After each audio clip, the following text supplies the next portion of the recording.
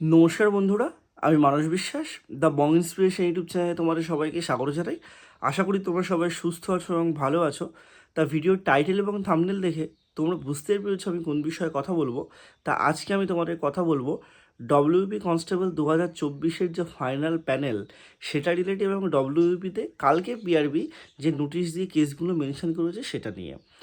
তা ডব্লিউপি কনস্টেবলদের ভবিষ্যৎটা কী, আদেও কি রেজাল্ট তাড়াতাড়ি বেরোবে, 8ই জুন কি সমস্ত কিছু মীমাংসা হবে, সেসব প্রশ্ন তোমাদের মনে অনেক দিন ধরে দাঁড়া বাজছে। কালকের পর থেকে আরও বেশি করে তোমাদের সেই জিনিসটা দাঁড়া বাজছে। তা সত্যি কথা বলতে দেখো, তোমরা 21,000 22,000 জন স্টুডেন্ট পরীক্ষা দিয়েছো ঠিকই, কয়েক হাজার স্টুডেন্ট প্রত্যেক দিন ভিডিও দেখো ঠিকই, কিন্তু মাঠে নেমে কাজ করার জন্য মাত্র ওই 40 থেকে 50 জন বা 10 থেকে 20 জন তারাই আছে।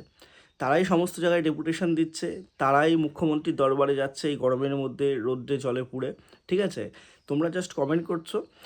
বিষয়টা হচ্ছে দেখো, তোমাদের ডব্লিউবি কনস্টেবলে এখন বর্তমানে যে কেস হয়ে আছে তোমরা সবাই জানো, সিভিক ভলেন্টিয়ার্স, হোমগার্ড, এটা রিলেটেড একটা কেস, এবং তোমাদের কিন্তু ইডব্লিউএস নিয়ে একটা কেস আছে। তা বিষয়টা হচ্ছে এই যে হরাইজেন্টাল ক্যাটাগরি যেটা পিআরবি মেনশন করেছে, সিভিক ভলেন্টিয়ার, হোমগার্ড, এই কেসটা না টেকার সম্ভাবনা দেখো। একটা সত্যি কথা বলতে, যে কেসগুলো এখন কোর্টের বিচারাধীন সেই কেস সম্পর্কে কোনো কমেন্ট করা প্রথম কথা উচিত নয়। কিন্তু আমি তোমার একটা কথা বলি, 8 তারিখে কী হতে পারে না হতে পারে। বিষয়টা হচ্ছে হরাইজেন্টাল ক্যাটাগরির যে বিষয়টা, সেটাই হয়তো পিআরবি মানে জিতে যাবে। পিআরবি 100% সেটা হয়তো জিতে যাবে, কারণ তারা সেইভাবেই কিন্তু হরাইজেন্টাল ক্যাটাগরি করে আসছে, সেভাবেই তারা হয়তো জিততে পারে। কিন্তু ইডব্লিউএসদের যে কেসটা আছে, কারণ ভারতের সংবিধানে ইডব্লিউএস কিন্তু একটা সংরক্ষণের জায়গায় থাকে, এবং সেইটা রিলেটেড যে বিষয়টা আছে সেটাই আর একটা দিন ওয়েট করতেও তোমাদের হতে পারে। অর্থাৎ 8 তারিখে যে পুরোপুরি তোমার সেই বিষয়টা মিটবে, আমি একদম মন থেকে বলছি, তোমরা খারাপ ভাবো বা ভালো ভাবো, সেটা 100% কিন্তু সম্ভব না। তোমরা দেখবে 8 তারিখ বা তারপরে একটা কি দুটো ডেট, ঠিক আছে, সেই ডেটগুলো লাগবে। তা প্যাডেল কিন্তু ভাই তোমাদের জুন মাসে বেরোনোর সম্ভাবনাটা অনেক কম। আমি এইটুকু মুখের ওপরে বলছি, অনেকে হয়তো বলছে না, অনেকে হয়তো 100টা ভিডিও করার পরে তোমাদেরকে বলবে। তো আমি তোমাদের বলছি যে প্যানেল জুন মাসে 100% বের করার সম্ভাবনা কিন্তু খুবই কম, কারণ কেসটা যতক্ষণ না পর্যন্ত ডিসমিস হচ্ছে ততক্ষণ পর্যন্ত কিন্তু তোমাদের রেজাল্ট কখনোই পিআরবি দেবে না।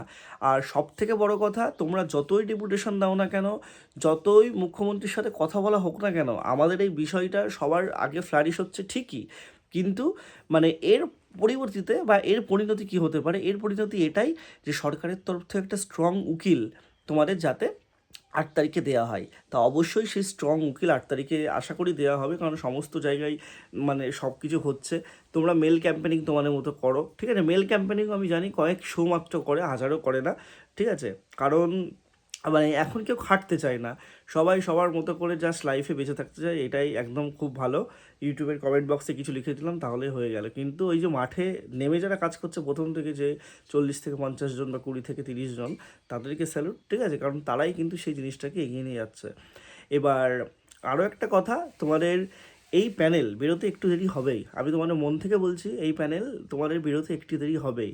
পিআরবি অফিসিয়ালে জানিয়ে দিল এটা ঠিক, পিআরবি কিন্তু এটাও বলে দিল যে পিআরবির ওপরে তোমরা আর কেউ কথা না বলতে পারো বা কোনো কিছু না করতে পারো। তারা অফিসিয়ালি জানিয়ে দিয়েছে ভাই কেসের জন্য তোমার এই কেসটা আটকে, মানে রেজাল্টটা আটকে আছে, এটা কিন্তু পিআরবি কালকে পরিষ্কারভাবে জানিয়ে দিয়েছে। এটা ছাড়া কিন্তু পিআরবি কালকে নোটিশে এমন আহামরি কিচ্ছু দেয়নি, ঠিক আছে, যেটা অনেক আগে দেওয়া উচিত ছিল সেটা কিন্তু এখন দিয়েছে, যে জিনিসগুলো তোমরা ইতিমধ্যে জানো বা ইতিপূর্বে থেকে জানো। আর পিআরবির চেয়ারম্যান চেঞ্জ হয়নি, যারা বলছো পিআরবির চেয়ারম্যান চেঞ্জ হয়েছে, এইসব কোনো ইস্যুই না। তোমাদের মেন ইস্যু কেস, কেস যতদিন পর্যন্ত না মিটবে ততদিন পর্যন্ত কিচ্ছু হবে না। প্যানেল তোমাদের বেরোতে দেরি হবে, এটা সত্যি কথা। তোমরা রাস্তায় নেমে আন্দোলন করলেও তোমাদের প্যানেল বেরোতে দেরি হবে, তোমরা ডেপুটেশন দিতে গেলেও তোমাদের প্যানেল বেরোতে দেরি হবে। তার কারণ কেস যতক্ষণ পর্যন্ত, লজিক্যালি একটা কথা বলি, কেস যতক্ষণ পর্যন্ত না মিটবে ততক্ষণ পর্যন্ত কিচ্ছু হবে না। তোমরা একটাই দাবি এখন করতে পারো, একটা স্ট্রং উকিল, যে সব কিছু 8 তারিখে যাতে মাননীয় কোর্টের বিচারকের কাছে বলতে পারে, এই জিনিসটাই হচ্ছে সব থেকে বড় ব্যাপার, ঠিক আছে, কারণ কোর্ট তো ইমোশনে চলে না, কোর্ট চলে লজিকে, কোর্ট চলে তথ্য প্রমাণে, এটা সবসময় মাথায় রাখবে। আর একটা কথা তোমাদেরকে বলবো যে দেখো, এই জেল পুলিশের ব্যাপারটা দেখো, জেল পুলিশে কবে ফর্ম ফিল আপ হয়েছে, মাত্র 3টে হিয়ারিংয়ে কেউ উপস্থিত থাকিনি বলে, মানে থাকিনি, তাই তোমাদের কেসটা ডিসমিস করলো এত বছর পর। সেখানে এতগুলো কেস হয়ে গেছে পিআরবিতে, তার মধ্যে ভ্যালিড নন ইনভ্যালিড কত আছে সেটা বিচারকের বিচার করার দায়িত্ব, তোমাদের না।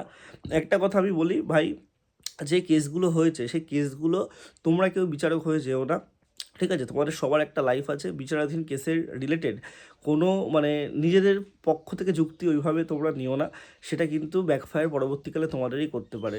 একটা কেস চলছে, সেই কেসটা যেহেতু এখনও পর্যন্ত কোর্ট রেখে দিয়েছে, কোর্টের কাছে তো সেই কেসগুলো চলছিল, যদি ইনভ্যালিড হতো অবশ্যই তারা কিন্তু ডিসমিস করে দিত, কিন্তু যেহেতু ভ্যালিড কেস শুধুমাত্র নিজেদের জন্য তোমরা কেউ অনেকে আমি কিন্তু এটা কিছু জনের জন্য বলছি, অনেকে অনেক রকম কথা বলে সেগুলো লিখে মানে নিজেদেরকে বোকা মানে পরিণত করা ছাড়া কিচ্ছু না। ঠিক আছে, আজকে শুধু তোমরা কেন, আজকে পিএসসির যারা প্রিপারেশন নাই তারাও বছরের পর বছর বসে আছে, একটা ডব্লিউবিসিএসের মতো পরীক্ষা 2.5 বছর পর পরীক্ষাটা হচ্ছে। ঠিক আছে, এরকম মানে কষ্ট প্রত্যেকটা চাকরি প্রার্থীরই আছে। তাই এইটুকুই বলবো যে তোমরা পিআরবিকে মেল করতে পারো একটা স্ট্রং উকিল দেওয়ার জন্য বা কোনো কিছু, তো কেসটাতে ভালোভাবে দেখা হয় এটাই। ঠিক আছে, সবাই সুস্থ থেকো, ভালো থেকো, এটাই তোমাদের ভবিষ্যৎ হতে চলেছে, এটাই তোমাদের আমি বলছি, কিন্তু প্যানেল তোমাদের বেরোবেই। সবাই সুস্থ থেকো, ভালো থেকো, ধন্যবাদ।